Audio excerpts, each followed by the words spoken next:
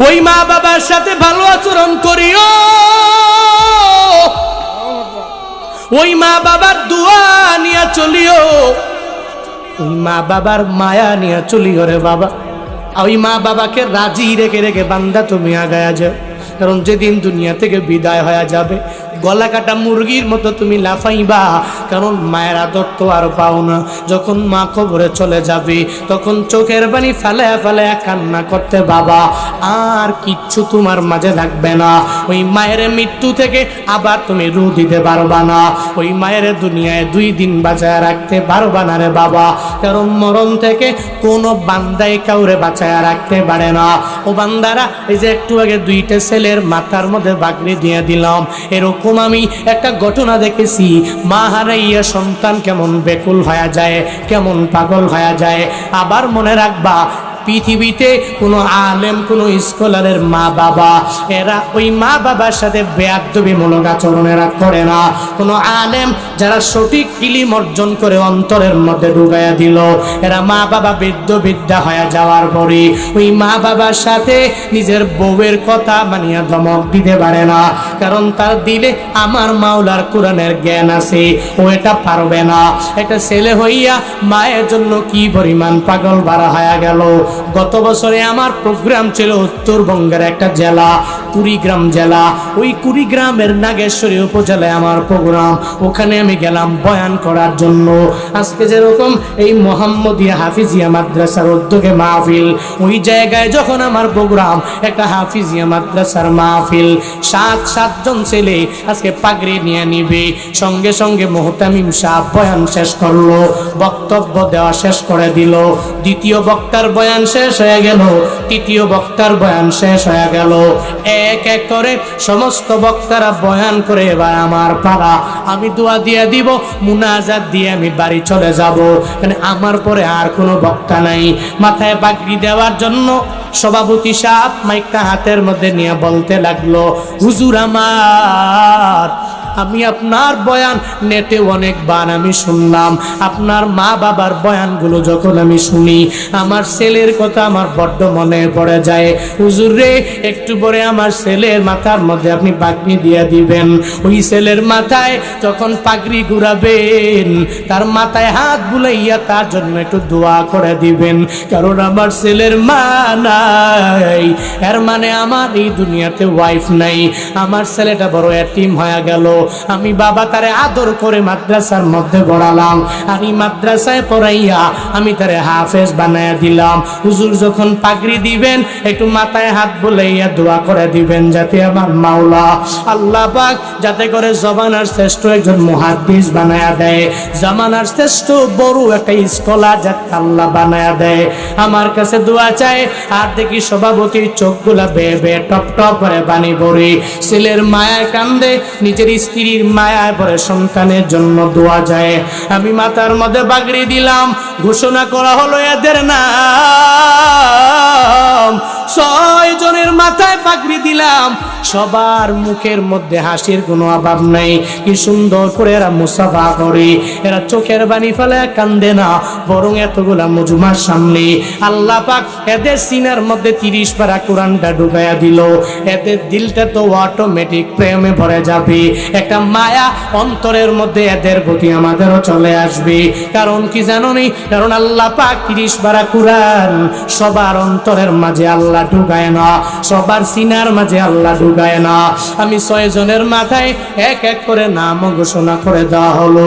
সবাই সুন্দর করে মুসাফা করে, চোখের মধ্যে একটা হাসি হাসি ভাব, এদের চেহারার মধ্যে একটা হাসি হাসি ভাব দেখা যায়। একটা পর্যায়ে 7 নম্বরে যেই ছেলের নাম ঘোষণা করে দেওয়া হলো, ওই ছেলের মাথায় যখন আমি পাগড়ি ঘুরাবো, আমি তাকায়া দেখি তার চোখের মাঝে বিন্দু মাত্র পরিমাণ কোনো হাসির ভাব নাই, তার চেহারার মাঝেও বিন্দু মাত্র পরিমাণ কোনো হাসি নেই। কেমন যেন মনটা খারাপ খারাপ একটা ভাব হয়ে গেল।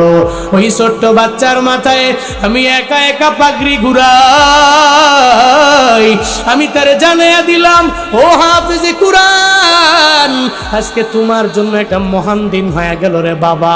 তুমি এতগুলা মানুষের সামনে কি সুন্দর করে মাথার মধ্যে পাগড়ি দিয়া 30 পারা কোরআন আমার মাওলা তোমার সিনায় ঢুকাইল। কিন্তু কি এমন হয়ে গেল, তুমি এই জায়গা থেকে কেন চোখের পানি ফেলায় কান্না করবা? ভাব, তোমার চোখের মধ্যে কেন হাসি নেই? তোমার পুরো চেহারার মধ্যে কেন হাসির ভাব দেখা যায় না?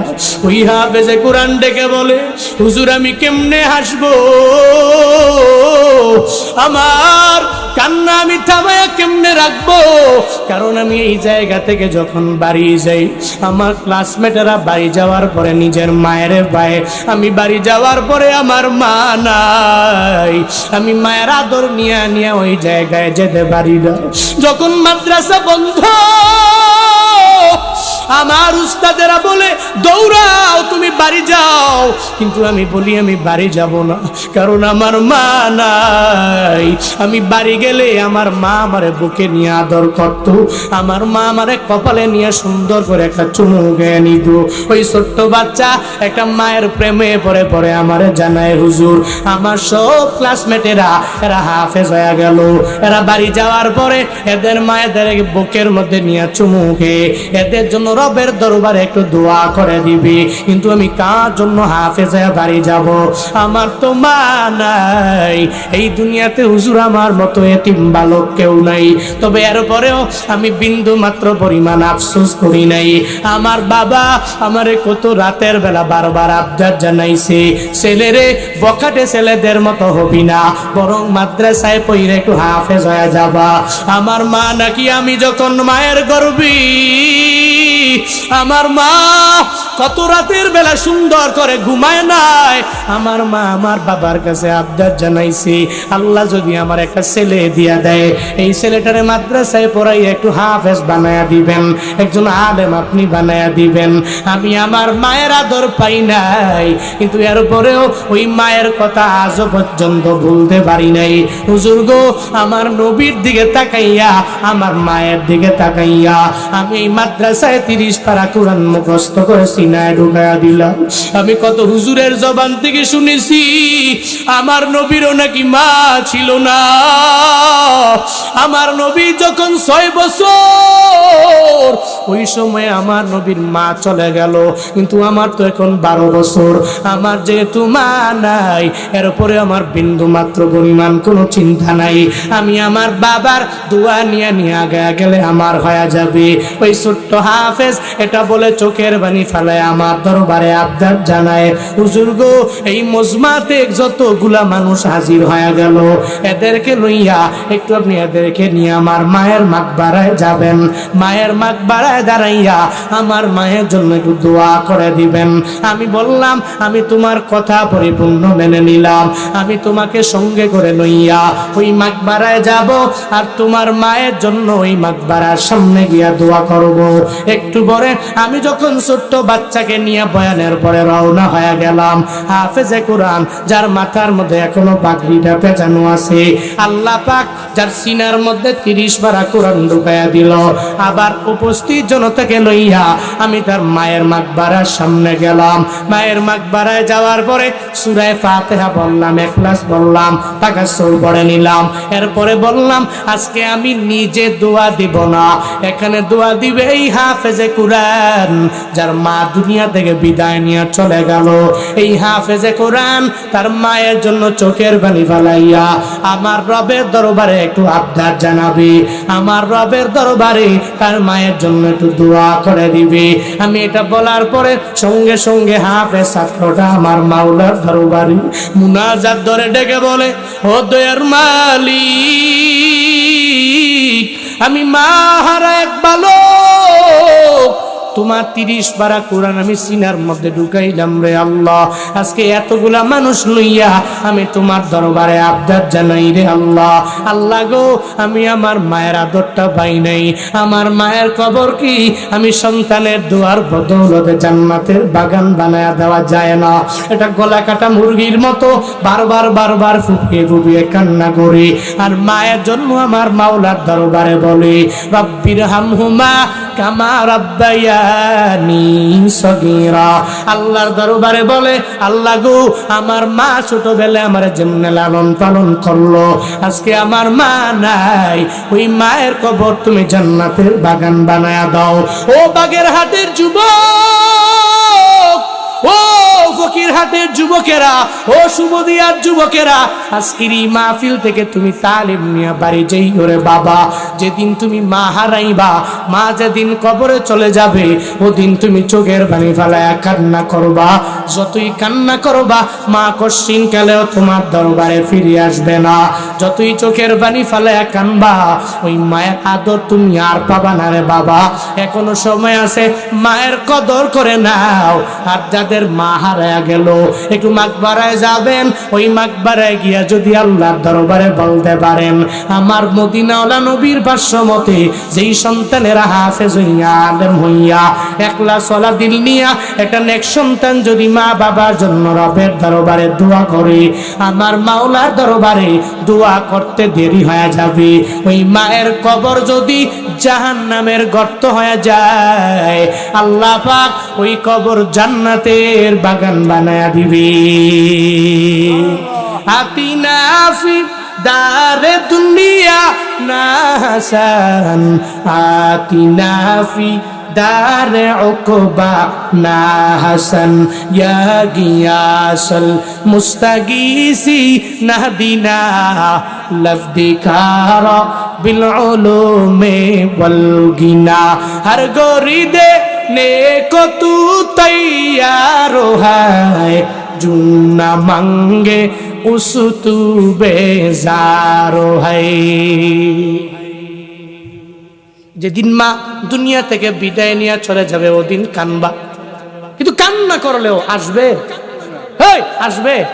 ওই ছোট্ট বাচ্চা ওদিন পুরা মুজমায় মানুষগুলো চোখের পানি ফেলিয়ে কান্না করেছে।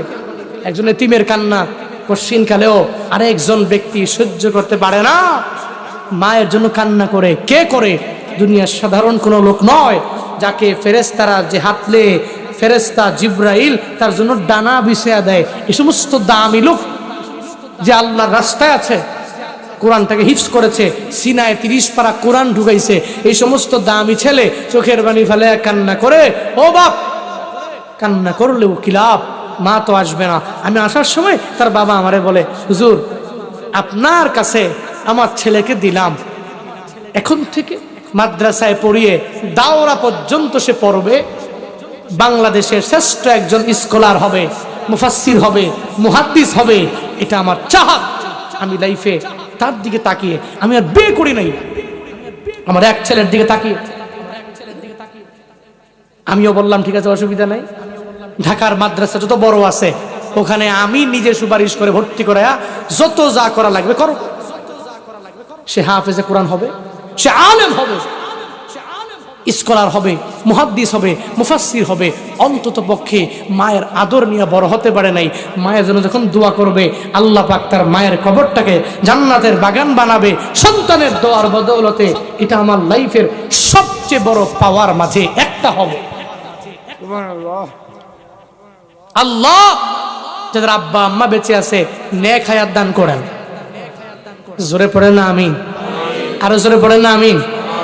জিকির করেন লা ইলাহা, সবাই সবাই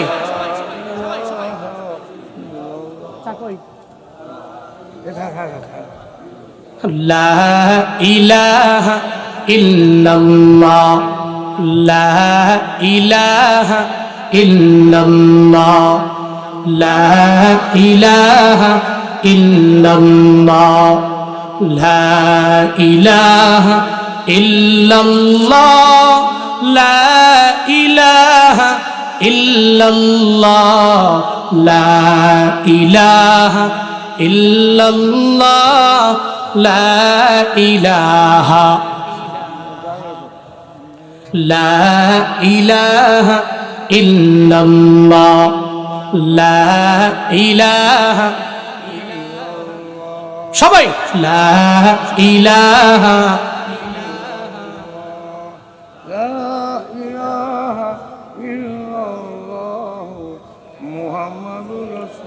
লা ইলাহা ইল্লাল্লাহ, লা ইলাহা। সিজদা করব না গায়রুল্লাহ, সিজদা করব এক আল্লাহ, সিজদা করব না গায়রুল্লাহ, সিজদা করব এক আল্লাহ, লা ইলাহা ইল্লাল্লাহ, লা ইলাহা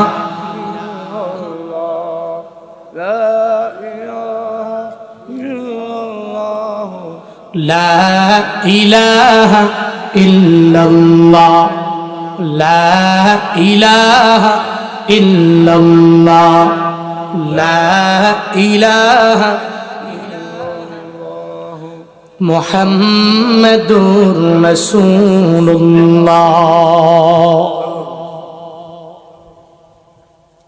তো নবীজি মিম্বারে দাঁড়াইয়া কয়বার আমিন বলছেন? বলেন না কয়বার? 3 বার। প্রথম নাম্বার কারণ কেন বললেন? রমজান পায়া যারা তাওবা করে রবের দরবারে গুনাহ ক্ষমা করিয়ে মাসুম হতে পারলো না, ধ্বংস হোক। আমি নবীর কোনো আসে যায় না। নবী যদি কয় আমার কোনো আসে যায় না, ওই নবীর সুপারিশ ছাড়া জান্নাত যেতে পারবেন? পারবেন? হাসরের ময়দানে আল্লাহ পাক নবীর এত পরিমাণ ক্ষমতা দিবে, আল্লাহ পাক নিজেই বলছেন মান যাল্লাযী ইয়াশফাউ ইনদাহু ইল্লা বিইজনি। মান যা, কে আছে এমন? কে? আল্লাযী ইয়াশফাউ ইনদাহু, রবের নিকট সুপারিশ করবে ইল্লা বিইজনি, তার অনুমতি ছাড়া। কে আছে এমন? কিন্তু আল্লাহ পাক নবীকে কিন্তু এই ক্ষমতা দিয়েছেন। নবী আরশে মুআল্লার নিচে মাকামে মাহমুদে ওই জায়গায় নবী সিজদায় পড়ে উম্মতের জন্য কানবে, এদেরকে জাহান্নাম থেকে বাঁচাইয়া জান্নাতে নেওয়ার জন্য। ওই নবী যদি বলে এই উম্মতের ব্যাপারে আমার কোনো চিন্তা নাই, ওরা ধ্বংস হোক, ওরা জাহান্নামী হোক, আমার নবীর কোনো আসে যায় না, তো আপনার জাহান্নাম তো অবধারিত হয়ে যাবে, কনফার্ম হবে। এজন্য নিয়ত করেন সামনে রমজান, এই রমজানে আমরা একটা লোক রোজা বাদ দিব না। পারবো? পারবো তো ইনশাআল্লাহ, পারবো তো ইনশাআল্লাহ। তারাবি 20 রাকাত করব, বলি ইনশাআল্লাহ, বলি ইনশাআল্লাহ। রমজানে আমরা আনন্দের সাথে ইফতারি করব, আর রমজানে আমরা সাহারি করব। আল্লাহ তৌফিক দান করেন, পড়েন আমিন। মনে রাখবেন যারা বলে আমি তো অসুস্থ মানুষ, আমি তো রোজা রাখতে পারি না, আমাদের দেশে বিষয়গুলো অনেক হয়। মানে ইসলাম নিয়ে যখন কোনো আমলের কথা ওঠে, মুমিনদের যখন কোনো আমলের কথা ওঠে, তখন কিছু ব্যক্তি খালি অজুহাত দেখায়, পুরো দুনিয়ার যত কাজ আছে করতে পারে। মাগার দেখবেন যে মসজিদে আসলে সব কাজ করতে পারে, ও বসতে পারে, বাসায়ও সুন্দর করে বসে শোয়ে সব কিছু করতে পারে। মসজিদে আসলে বলবে যে আমি চেয়ার ছাড়া তো নামাজ পড়তে পারি না। এখন যারা পড়তে পারে না ভিন্ন ব্যাপার, ডক্টর বলেছে ও কোনো জায়গায় এমন করে না। কিন্তু আরেকজন আছে হুদা বাহানা, মসজিদে আসলেই ধরছে বেড়াবে। রমজান আসলে দেখবেন কিছু লোক বেড়াবে ধরবে, এ বলবে যে আমি অসুস্থ মানুষ। তো কি অসুস্থ? তুমি তুমি পুরুষ মানুষ। আমি অসুস্থ আছি, হাতে ব্যথা, ডেনায় ব্যথা, গ্যাস্ট্রিকের সমস্যা, আলসারের প্রবলেম, এর জন্য ভাই রোজা মোজা রাখতে পারি না। কি এরকম আছে না নাই? আপনার এলাকায় না থাকতে পারে, আমার এলাকায় আছে। স্মার্ট লোক, স্মার্ট লোক, body fitness heavy, everything okay. মাগার রমজান আসলে এর এই ব্যারাম, ওই ব্যারাম, ওই রোগ, সেই রোগ, ইচ্ছা করে রোজা রাখে না, দিনের বেলা খায়। আবার কিছু আছে সিগারেট খায়, তো নেশা, এমন নেশা হয়েছে ছাড়তে তো পারে না। তো এ রোজা রাখবো কেমনে? যেই লোক 1 ঘন্টা বিড়ি ছাড়া থাকতে পারে না, রোজা রাখবো কেমনে? এমন মনে করে দূর, মাঝে মাঝে টান দিলে রোজা মনে হয় ভাঙতো না। তো রোজাও রাখে, আবার টানও মানে মাঝে মাঝে। তা আবার ফতুয়াও খুঁজে হুজুরের কাছে, হুজুর আমি তো পানি খাই নাই, আমি তো খাবার খাই না, টান দিছি আর কি, ধোঁয়াটা একটু ভিতরে গেছে আবার বের করছি, তো রোজা কি আর ভাঙবো না? কেউ ওই যে উত্তরবঙ্গের এক প্রোগ্রামে বয়ান শেষ করে যাওয়ার পথে দেখেছি মুরব্বী, একেবারে মুরব্বী, বয়ান শুনছেন, দোয়া করছেন, যাচ্ছেন, যাওয়ার পথে হাতের ওই চিপায় ওই যে অল্প টাকার দামের বিড়ি আছে না, যে আকিস বিড়ি যেটা একেবারে কম দামে যেটা আছে, ওইটা একটু হাতের ওই কোনায় নিয়ে টানতাছে যাইতেছে, মাত্র বয়ান শুনে গেছে। আমি যাওয়ার পরে গ্লাসটাকে ঠেস করে নামায়া আমি বললাম, বাবাজি আমি কিন্তু বুড়া বক্তা না, এখনো চোখের মোটামুটি পাওয়ার আছে, আপনি হুজুরের গাড়ি রেখে একটু লুকাইছেন, আমি তো দেখছি আপনার হাতে কি, এটা কি এই বয়সে ছেড়ে দিলে হয় না। আমার কি বলে জানেন, হুজুর চেষ্টা করছি বহুত, ছাড়তাম পারছি না।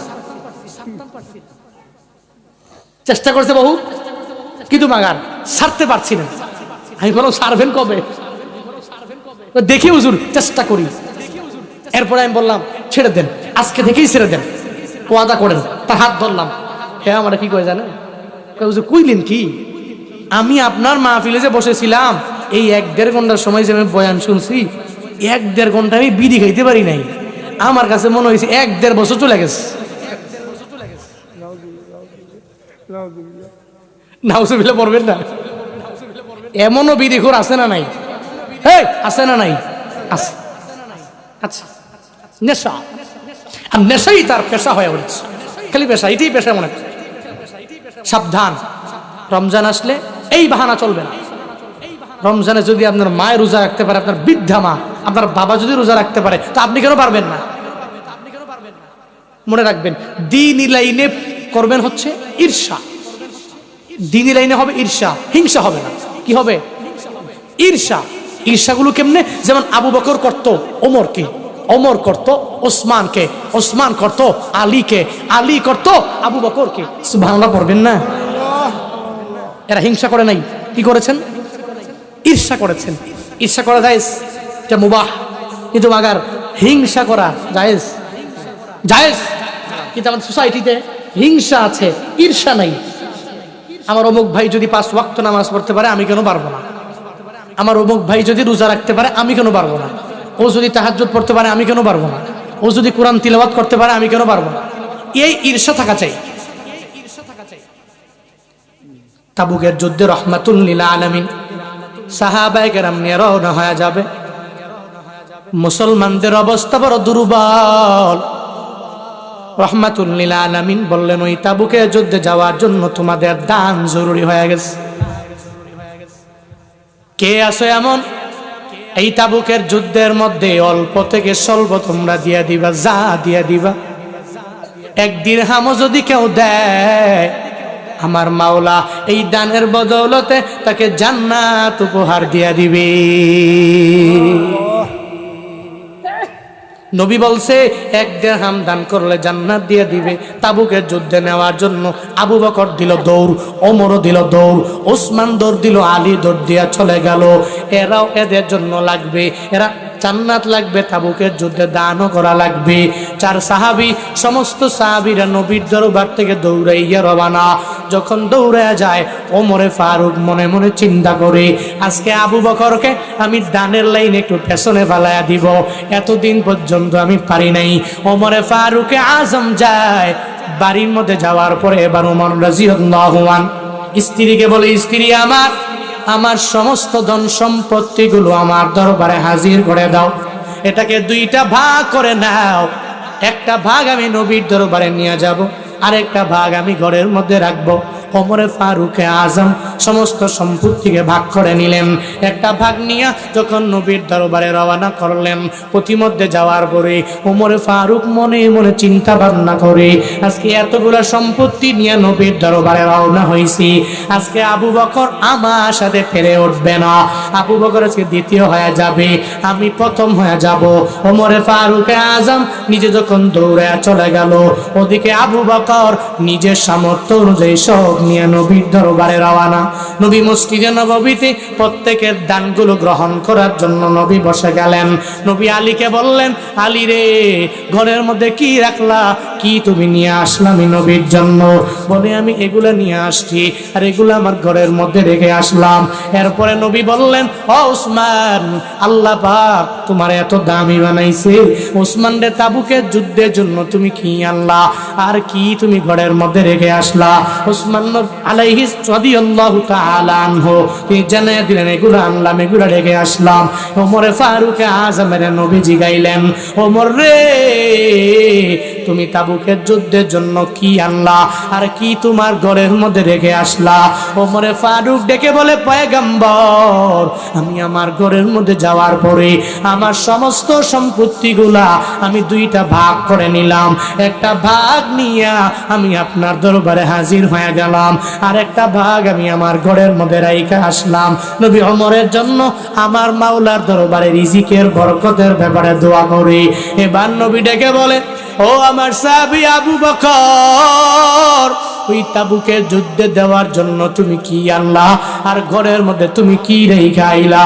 আবু বকর রাদিয়াল্লাহু আনহু মদিনাওয়ালা নবীরে জানায়া দেয়, পয়গম্বর, আপনি যখন বলেছেন এই যুদ্ধের ময়দানে যারা যাবে একটা দিরহাম যদি কেউ দিয়া দেয়, আল্লাহ পাক ওই দানকারীকে জান্নাত প্রতিদান দিয়া দিবে, জান্নাত উপহার দিয়া দিবে। নবী গো, এই কথা শোনার পরে আমি তো ধরে রাখতে পারি নাই নিজেরে, আমার সম্পদের মায়া বিন্দু মাত্র বনিমান করি নাই। আমি আবু বকর, আমি দৌড়াইয়া আমার বাড়ির মধ্যে চলে গেলাম। আমার বাড়িতে যত সম্পদ, ওই সম্পদগুলোকে আমি একসাথে করার পরে একটা ভাগও আমি করলাম না। আমার ঘরের সমস্ত সম্পত্তি লইয়া নবী গো আপনার দরবারে আমি নিয়ে আসলাম। এখন ঘরে আমার কিছু নাই, এখন ঘরে আছে আল্লাহ আর আপনি পয়গম্বর। আমার ঘরে কিছু নাই, নবী কো আল্লাহ রসুল আছে, আর কেউ নাই। ওই ঘর থেকে আমি যা পাইলাম সব তাবুকের যুদ্ধের জন্য নিয়ে আসলাম। হযরত ওমরে ফারুক ওদিকে বসে আছে। আবু বকরের দান থেকে মনের মধ্যে ঈর্ষা চলে আসলো। আবু বকর যে এখন প্রথম হয়ে যাবে ভাব। ওমরে ফারুকে আজম দুনিয়ার মানুষের জানায়া দেয়, ও দুনিয়ার মানুষেরা, আমি ওমরে ফারুক মৃত্যু পর্যন্ত আবু বকরের সামনে যাওয়ার জন্য, এর মানে আবু বকরকে পেছনে ফালাইয়া দ্বীনি লাইনে আমি প্রথম হওয়ার জন্য, আমার ভাই আবু বকরকে নামাজের লাইনে, রোজার লাইনে, আমলের লাইনে 2 নাম্বার বানায়া আমি 1 নাম্বার হওয়ার জন্য মৃত্যু পর্যন্ত এত পরিমাণ চেষ্টা আমি করলাম, কিন্তু আমার সারাটা জিন্দেগি চলে গেল। আমার ভাই আবু বকর রে আমি দ্বিতীয় বানাইতে পারে নাই। আমি সর্বাবস্থায় দ্বিতীয় হলাম, দ্বীনি লাইনে কম্পিটিশনের মধ্যে যাইয়া আমার ভাই আবু বকর প্রথম হয়ে যায়।